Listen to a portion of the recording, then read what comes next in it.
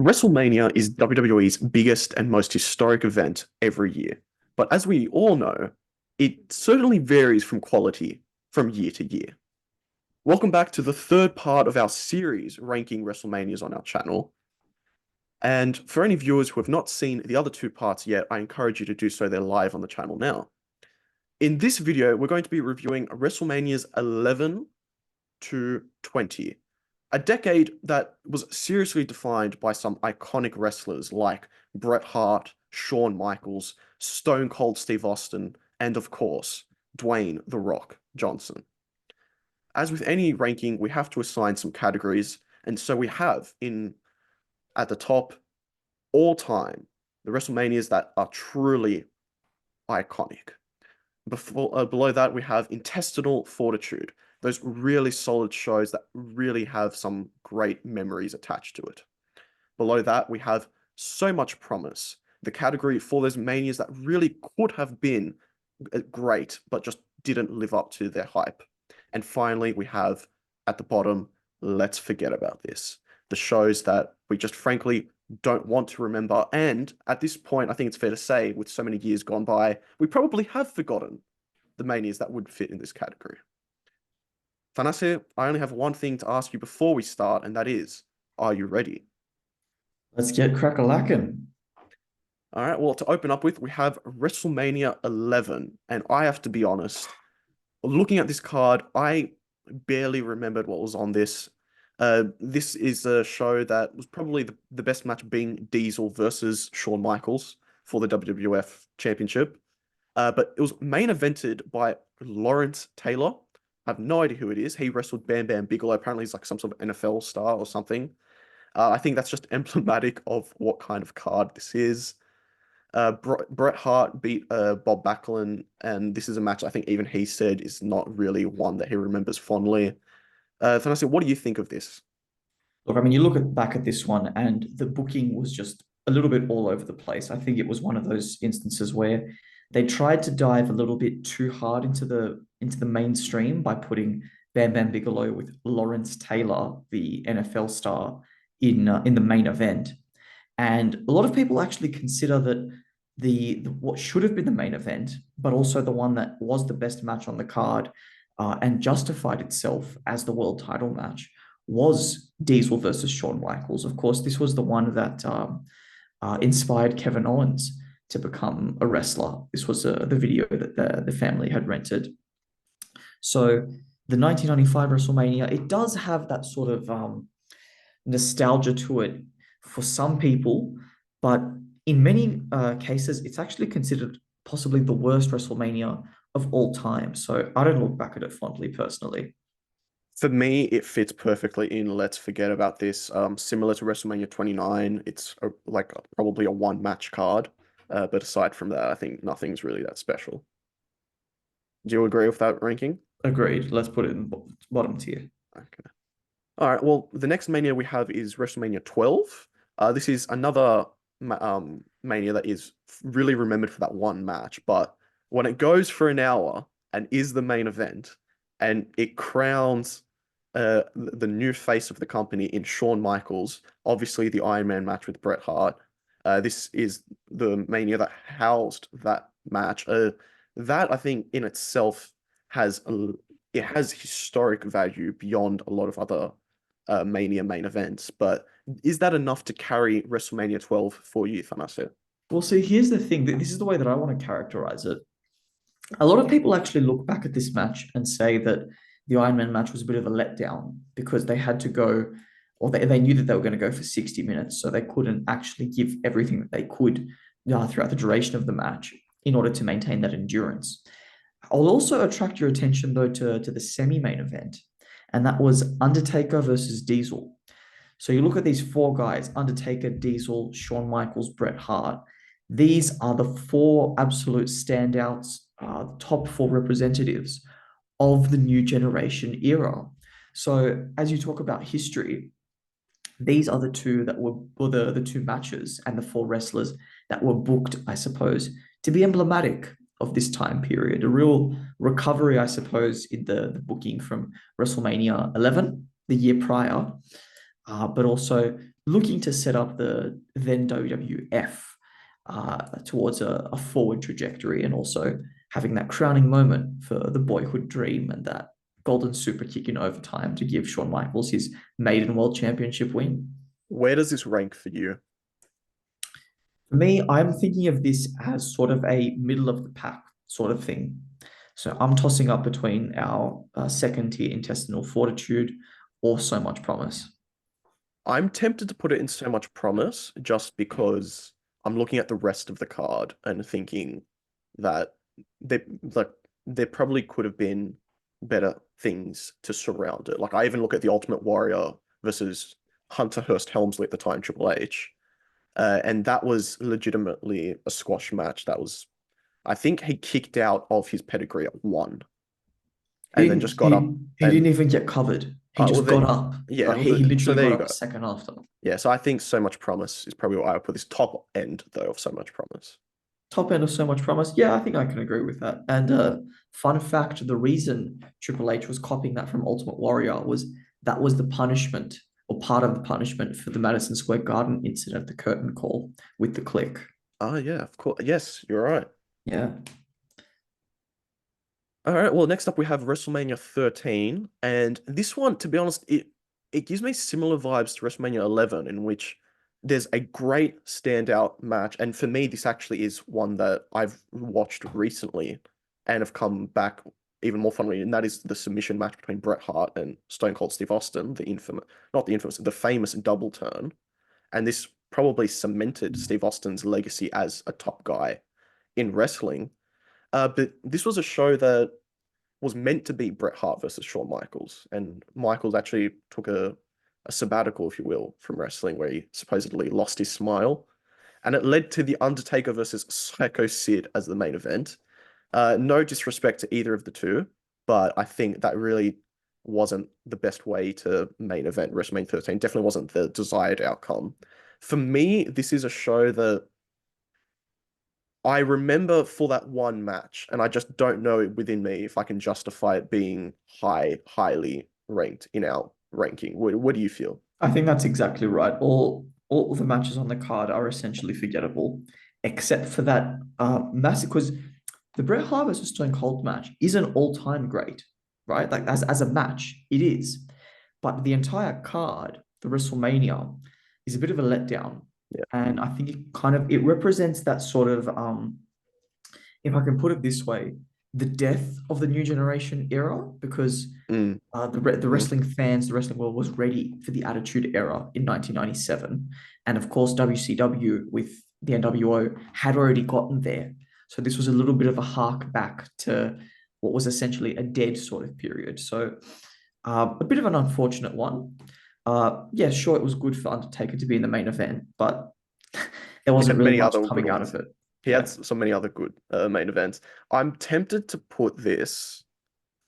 Oh, I'm tempted to put it in So Much Promise just because of that one match stands out. But I don't know. What are you thinking? It would have to be low in so much Yeah, promise. yeah, it's certainly below WrestleMania 12. I think Yeah. let's put Yeah, that there agreed. for now. Agreed. All right. WrestleMania 14 is next, and this one was another Mania where it crowned the new star of the company, this time Stone Cold Steve Austin, who had a very good match with Shawn Michaels, who at this time was injured so badly that he was actually going to retire. And then some other notable spots. The Undertaker beat Kane in a very well worked feud, and this was the first interaction between the two in the ring as a match. That was built up really nicely. Uh, The Rock beating Ken Shamrock, that was a nice little moment for him. Probably his first really big Mania moment, but it was definitely eclipsed the next year by a much better moment. I don't know. Where's WrestleMania 14 sit for you? Well, I watched this one back actually a short while ago. The first time I'd ever watched it, I'd never seen it before. Um, Now The Rock Shamrock, if I can just offer a correction there, Oh, that was did a I bit get of it wrong? that Did was a I get the wrong dud. match? That was a Uh, dud, right? The reason it was a dud is because The Rock tapped to Shamrock at first, but then Shamrock refused to let go because he just hated the bloke so much. And then when the referees tried to break it up, he attacked the referees. So the main ref, the responsible ref, reversed his decision, disqualified Ken Shamrock, and The Rock, therefore Maivia, retained the belt by disqualification.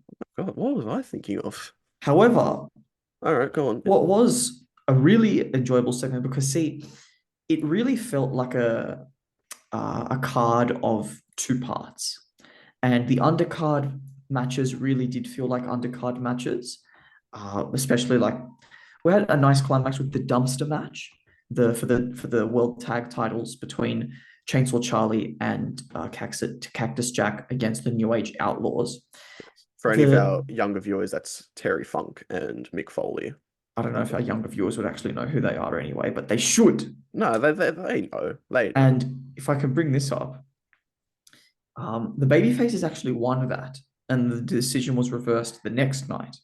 But I think that actually started a little string, a tradition, if you will, of hardcore matches at WrestleMania, right? Because Mm, 15, yeah. 16, 17, 18 onwards, the hardcore title was then had been introduced in that year. So this kind of began that sort of tradition. Now, um, with the main event matches, Undertaker versus Kane, Shawn Michaels versus Stone Cold, these really did feel like main event caliber matches. Like the presentation of the Undertaker, of Kane, the pacing there was actually really, really enjoyable. They did very, very well. And who can forget Shawn Michaels' final match before his 4-year first retirement? You could see the grimacing during the match. It was like he was in pain, like just like in any given moment where he had to use his back, which had been injured with the herniated disc in the beginning of that year. But I think with this particular card, for all these reasons, it represents that sort of quintessential attitude era is here, because with Stone Cold winning, it represented the official, the unequivocal commencement of the Attitude Era, of course, with the Attitude Era belt being introduced the next night as well. So I'm tempted to So, have it high. all right. Well, where do you want to put it? I'm thinking either bottom of all time or top of intestinal fortitude, Okay. I'm or tempted at to least put it. high in intestinal I'm fortitude. tempted to put it in intestinal fortitude. I don't know. I think there are other manias coming up, especially that stand out a lot more. Okay, well, the next mania we have is WrestleMania 15. And this one's a bit confusing to me because obviously it has Stone Cold versus The Rock. But I would argue this is the least memorable of their three main events at Mania. And really, you can tell me your difference, but I think aside from Undertaker versus Big Boss Man in Hell in a Cell, I feel like none of these other matches are that memorable to me, at least. What are I your agree thoughts? with you. Even having Undertaker and Boss Man in Hell in a Cell, it was not an outstanding match, and this No, was it wasn't. You're Undertaker's right. bat entrance, if you recall, which is Hmm. something that he said that he regrets. It was a decision that probably should not have gone ahead, and something that we want to forget is Boss Man getting hanged. Oh yeah. The Brood descended from the rafters to throw a noose down, and then Undertaker used his powers to lift the cell back up and actually hanged the Boss Man. And because I watched this one back as well, Stone Cold versus The Rock, there's a reason it's forgettable, and it's because there was a lot of time dedicated to between the semi-main, which was the Hell in a Cell, and the beginning of the actual match. You had Vince coming out saying, "I'm actually going to be the special guest referee, not Mick Foley, who won the right." And then the commissioner, Shawn Michaels, came out and said no, cut a little promo, headed back out. So it really felt like it was delaying the beginning of the match quite a bit, probably just to kind of give the crowd enough time to hype down after the Hell in a Cell. But then the finish came quite early as well, and there was like 5 to 7 minutes of just Stone Cold celebrating at the end. Just like there was the first celebration, and then Vince came out, hit him with a stunner, another celebration, Earl Hebner, the Beers, heading back up and then coming back down to hit Vince again. So really, I was not a big fan of this show. I'm tempted to put it in Let's Forget About This, to be honest. I actually that's where I was going to put it provisionally as well. Okay, well, all right, well, I'm done. And from that, we go to a Mania that I remember very fondly, and that is WrestleMania 16. The triangle ladder match. So this was before it was TLC. Triangle ladder match of Edge and Christian, the Dudley Boys, and the Hardys is a match I still watch back to this day and just remember so fondly. And I still think it's great. Uh, I haven't seen it in a long time, but I seem to recall the 2-4 triple threat match for the Intercontinental and European Championships with Chris Jericho, Chris Benoit, Kurt Angle. I seem to recall that being pretty good as well. And admittedly, I think those two matches sort of carry the rest of the card. Obviously, this one had the McMahon in every corner four-way main event, which I by no means think is a legendary match, but it certainly has a memorability. I don't. For me, I think this is a very solid Mania, like an intestinal fortitude, sort of in the middle of that sort of category vibe. Where do you sit with this? I'm inclined to agree with you actually on that particular point because I look back at this card. It like you look at how they've stacked it. This is literally the biggest WrestleMania of all time because there's one singles match, and that was Terry versus the Cat. Everything else was tag matches, fatal four ways, triple threats, hardcore battle royals. It was just overbooked, right? And that's what brings it back. And the two matches that are the saving grace are that triangle ladder match that really represented that changing of the guard. And it was partly that a spiritual successor to that dumpster match where they put the tag straps in a like a hardcore stipulation. Mhm. So there is that sort of connection there, but also began the tradition that would eventually become Money in the Bank of having a prominent ladder match at WrestleMania. So this is the one where that actually all began. The triple threat, the two fall match, right? The only instance I think where you can open up a match as an announcer and say the following contest is scheduled for two falls, which Howard Finkel didn't do. But that actually was a fantastic match and really nice storytelling there because Kurt Angle came in as the Eurocontinental champion and was not pinned at all. The other two exchanged pins and each took a belt home. So that was actually quite funny for them. But these guys, Eddie Guerrero, sorry, not Eddie Guerrero, Chris Benoit, Chris Jericho, and Kurt Angle had a fantastic match, and they actually did really well because triple threat matches are not always easy to pull off. So these two matches, I think, are the standouts here. The Fatal Four Way in the main event. Look, a lot happens there. Um, it's I think in some ways it is just a bit of a mess. It's the first time that there is a heel winner at WrestleMania, and it took them 16 years to do it. And it was because The Rock was supposed to, but through Triple H pulling off shenanigans, and also the plan was for Stone Cold to actually eventually come back and help The Rock do so, but he wasn't in a state to pull it off. So they delayed that Rock coronation until Backlash instead. But I think a bit of an error in booking there. So I'm Are we thinking comfortable with intestinal fortitude? I'm comfortable with putting it in intestinal fortitude. Yeah. Okay. All right. Next up, we have, in my opinion, it's not even a discussion. It is arguably the greatest Mania of all time, and that is WrestleMania 17. Um, I just want to quickly note that there are great matches like Kurt Angle versus Chris Benoit. There is the TLC match of Edge and Christian, the Dudley Boys, and the Hardy Boys, which arguably actually surpassed what they did the year prior. Even a match like The Undertaker Triple H is fun. It's by no means their best bout at Mania. It's probably the weakest of their three, but it's still good. And it has that iconic main event, the truly best, star versus star main event they've ever really done in Stone Cold versus The Rock. This time, 2 years later, I think it's done right. And even then, it has a bit of an awkward finish that leads into Steve Austin's heel turn. But I think even that doesn't it's not enough to sully the legacy of WrestleMania 17. For me, it is the definition of an all-time Mania. Where do you sit on this one?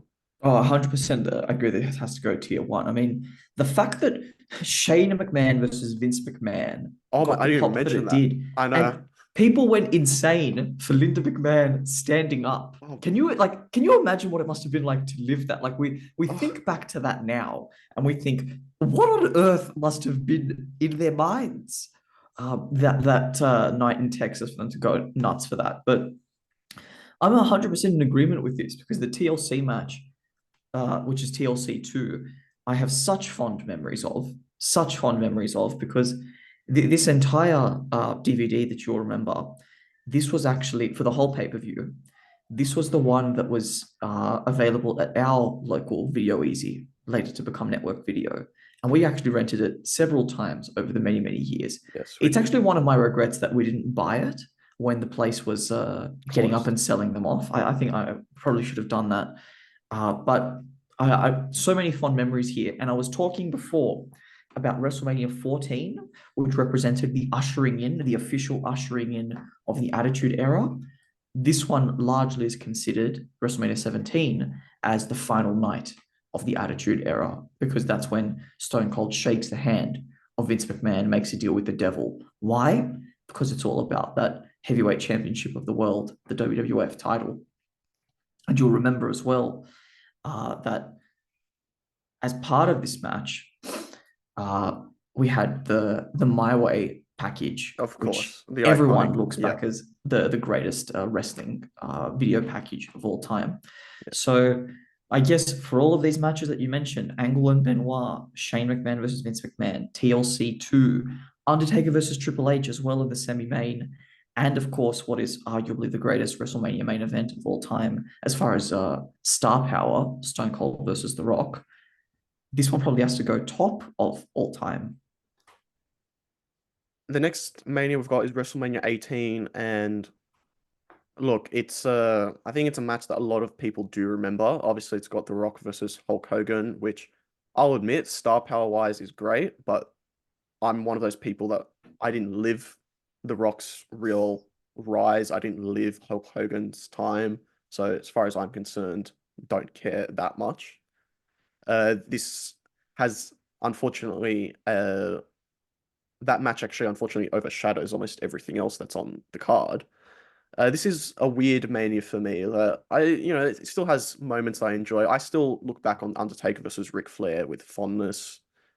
And it's nice to see guys like Jericho get a main event at Mania, but again, when it's overshadowed, does it feel as satisfying? This is a Mania that to me, like, I don't hate, but I don't particularly love either. How do you feel about it? I don't have particularly strong feelings for this one because I don't have that sort of. It's not one that I saw very many times when I was younger. I saw Hmm. it when I was older for the first time. Yeah. And you look at the card, Rock versus Hogan is the reputation match. 100% people going nuts for that. It was more of a storytelling match rather than a technical masterpiece. Sure. Yep. No, I'm with you on Um, that. but I'm looking at some of the other matches, and I think what would have been some saving graces on this card would have been Undertaker and Ric Flair, which I know for Undertaker was a dream, but and I think it was a good It's still match. good, It was a good match. but But it wasn't that sort of show stealing thing that we got or that we would have seen at other points in time. yeah. Now, Triple H versus Chris Jericho, very similar, left a lot wanting. And I think this was the one that it proved to Chris Jericho as a person that you can get the main event of WrestleMania. You can be booked there, endorsed um, by the promoter. It does not mean everything. And Yeah. that was the example that he used, I think, in the context of CM Punk wanting the main event spot, where he says, like, I've been there.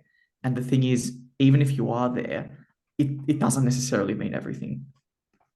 I'm tempted So to put this in so much promise for those reasons. I actually agree with you. I think so much promise is a good place for it. All right, beautiful. The next Mania we've got is WrestleMania 19. And building on that point about Chris Jericho, I think this is a Mania that over time is remembered for him and his match with Shawn Michaels. which is great.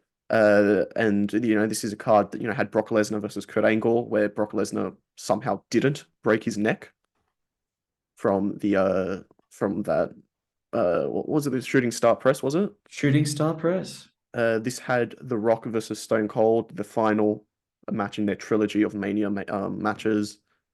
Uh, this is a Mania that I actually look back and I don't ever really pop it in, but whenever I do look back and I'm like, actually, there are some bright spots here. How do you feel about it? Well, I actually would go a step much further. This one is let me put it this way. If Limp Bizkit has a song featuring a WrestleMania, you have 100% chance of that WrestleMania being an absolute banger. Okay. Because the song My Way was the theme at WrestleMania 17. The song Crack Addict by Limp Bizkit was the theme song, and they performed it live at WrestleMania 19, as they did the Undertaker theme song of Rollin'. Yeah. You look at the card here, I think the big standout matches, as you said, Shawn Michaels versus Y2J Chris Jericho. Shawn Michaels returning to the stage at WrestleMania 5 years later, putting on another match of the night onto his enormous and very long WrestleMania resume that would get longer even still after this. Triple H versus Booker T, that match is a letdown because it was booked to make Triple H look really, really strong and Booker T look really pushed under as like a not meant to be champion, setting him up to win. And then he eats a pedigree, and like 3 minutes later, Triple H crawls over and gets the pin. He doesn't even kick out after a three match. So that one was a burial of Booker T.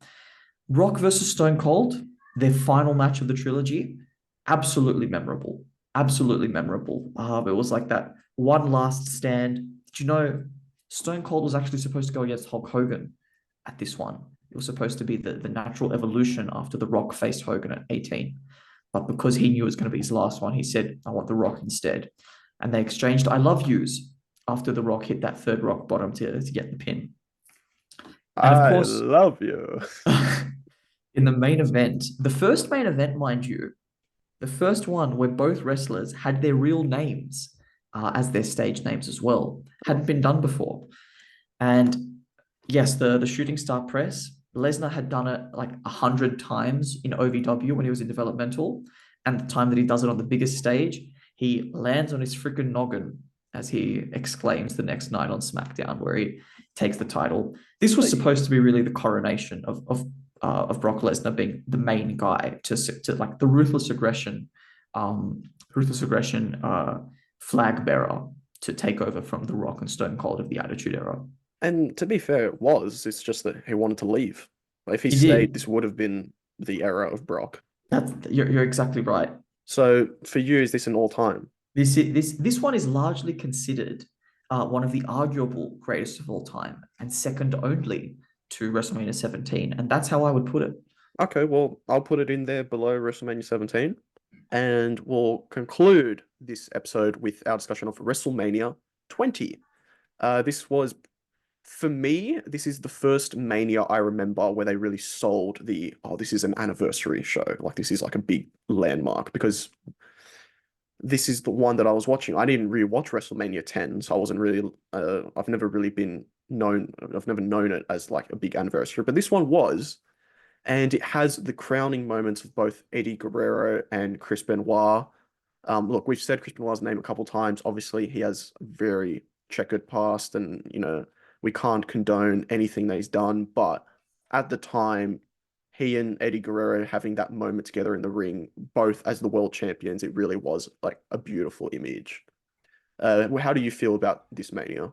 Well, I think you've put things very well. This Mania, I think, was at that point, it went like over 4 hours or something like that. And it was like a very, very long card. And looking back at the card, some of the some of the promising highlights, right, would have been Cena versus Big Show for the US title. I guess the big moment there was just hitting the FU on the Big Show, which big feat of strength, but okay, what else? Christian versus Chris Jericho. This was when they were having that they were fighting over a girl, basically. A Not just a girl girl, not with just a a girl girl. though. The girl, Trish Trish Stratus. Stratus, I mean, you can understand a the bickering going on seven-time there. world champion. Yeah, you're right. And Chris Jericho was involved in kind of like that love angle there. Christian was saying, "No, this girl's stealing you away from me, who is your best friend."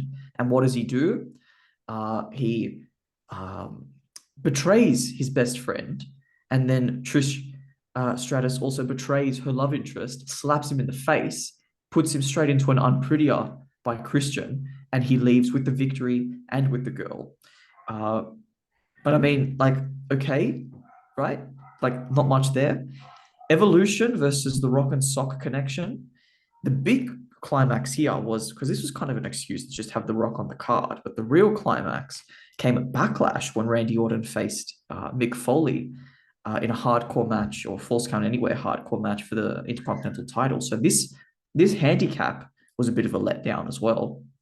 Goldberg versus Lesnar. This one just got booed out of the building because they Yeah, I were think both this is heading out. probably the black sheep of this Mania, to be honest. It's the one thing that really brings it down a peg, It I feel. really brings it down a Yeah. lot. Eddie versus Angle, of course, fantastic. Um, Undertaker versus Kane.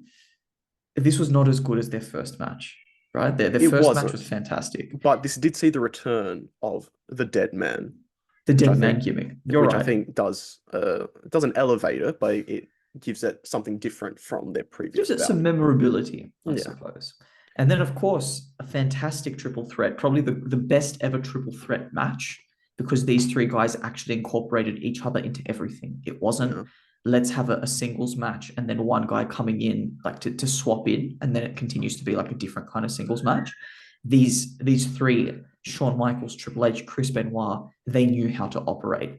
And this was for at the time, it was just another boyhood dream moment for Chris Benoit for all his years, 15-year career.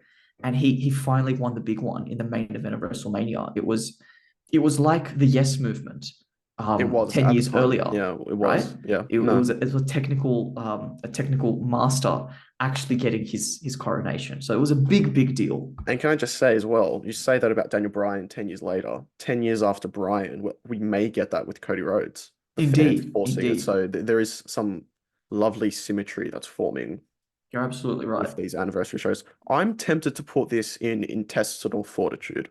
I I, think it I is a good show, but yeah.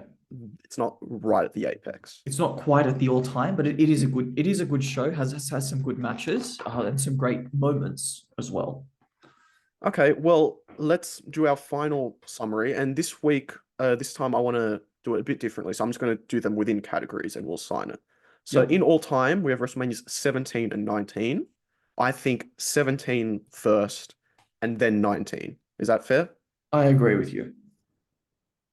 In intestinal fortitude, we have WrestleManias 14, 16, and 20. Which one of those screams out to you as the top of those three? There's one that's screaming as the bottom of those three, and for me, it's number 20.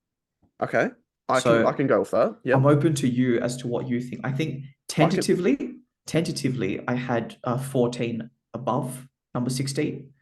Um, More because I just thought that they booked their two main event matches at the best, whereas the Okay. other ones were saved by the middle of the card. Okay, yeah, I can go with that. So we have WrestleMania 14, then followed by WrestleMania 16, and then followed by WrestleMania 20. Yep, Yep. I'm happy to go with that. In So Much Promise, we have WrestleManias 12, 13, and 18. How do you feel about is there one that stands out as the best or the worst of this bunch? For the exact same reason why I would put 14 at the top of its own category, I think 12 would go at the top of its category because Yep. it booked the two main event matches as the emblematic ones. Yeah, I can go with that. Yep. Likewise, I think with a very similar logic, there were two possible saving graces in WrestleMania 18, Undertaker, Flair, and Triple H versus Y2J, whereas the one that they pulled off was The Rock versus Hogan. Comparing that with 13, Brett versus Stone Cold Steve Austin was the one saving grace, Yep. whereas Undertaker versus Sid was the other possible saving grace that fell short. But then you still got a difference of 2 and 1 on the could have been more. So I think that puts 18 at slightly above. Yeah, I had the same reasoning for that as well. So I'm happy to go. So we'll do WrestleMania 12, then WrestleMania uh, 18. 18, yep, and then WrestleMania 13. And then finally, in the Let's Forget About This, we have WrestleManias 11 and 15. I'll be honest, I think 15 is a little bit better than 11 because I feel like when you really reflect on 11, it really does get forgotten. At least with 15, it wasn't the best of their matches, but at least you can group Austin Rock with some other great matches, whereas 11, I feel like you do forget about it, even with the Diesel Michaels match. How do you feel? I think I'm inclined to agree with you on the whole, purely because when you put um, a rugby star or a whatever, a gridiron star in the main event Oh, yeah. ahead of Shawn Michaels, you should be punished for it. And Okay. that being said, 15 had Shawn Michaels on the card as the commissioner, so not even appearing at all. But even But myself, that was not his choice. of course, but even me as a Shawn Michaels fan, I'm willing to put the WrestleMania 11 one that actually had him wrestling on the card at the bottom, just in order to punish and to show what we could have had and what we should have had. Okay, so then we finish with WrestleMania 15 just above WrestleMania 11, both in Let's Forget About This. Let us know in the comments if we got this ranking correct or if we completely egregiously stuffed it up. And stay tuned for the next part of our series, WrestleManias 11 to 10.